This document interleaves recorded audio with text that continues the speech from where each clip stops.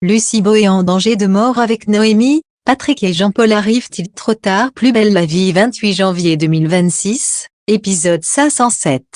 Quels sont les moments forts de l'épisode de Plus belle la vie en avance, TF1, du 28 janvier 2026 en bref PBLV épisode 507 Théo innocenté.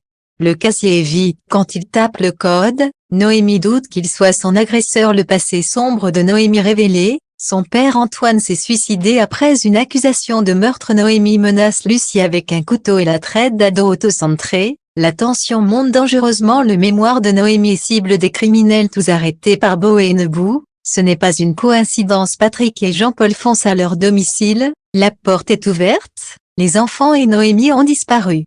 Plus belle la vie en avance, Noémie joue double jeu. Blanche a dénoncé Théo pour le casier.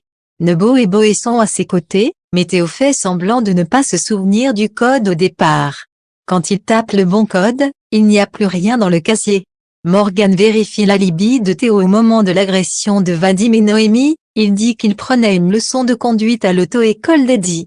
Apolline a posé l'affiche du cercle d'Aphrodite pour le vaginisme.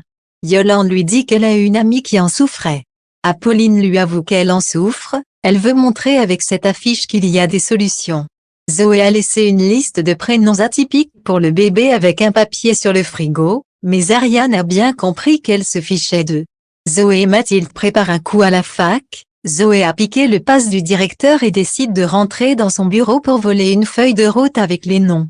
Zoé la récupère, Mathilde est soulagée et brûle cette feuille. Mathilde veut que Zoé soit la porte-parole du mouvement de la fac. Blanche dit à Noémie et Vadim qu'elle était persuadée avoir vu l'ordinateur de Noémie dans le casier. Noémie est persuadée que Théo n'était pas son agresseur. Plus belle la vie 28 janvier 2026. Lucie trouve Noémie flippante. Apolline remercie Léa d'être un médecin référent de l'association du cercle Aphrodite.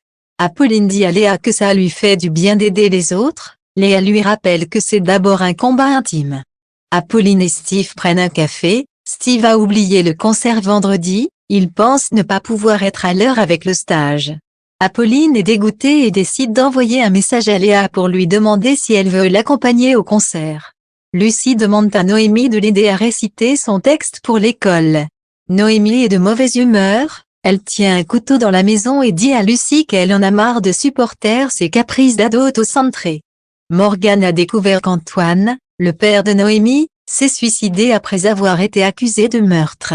Boé a réussi à contacter le directeur de la fac, il a accepté de photocopier les prémices du mémoire de Noémie, liste des criminels qu'elle a ciblés dont Pavel, Nicolas Berger l'enchanteur, Cécilia Lopé, tous ont été arrêtés par Boé et Nebou. Noémie étudie le profil et le modus operandi de chacun et ce n'est pas un hasard. Patrick panique, il dit à Boé que c'est Noémie qui garde les enfants ce soir. Ils partent illico et retrouvent la porte de l'appart ouverte. Ils entrent, pas de bruit, personne à l'horizon.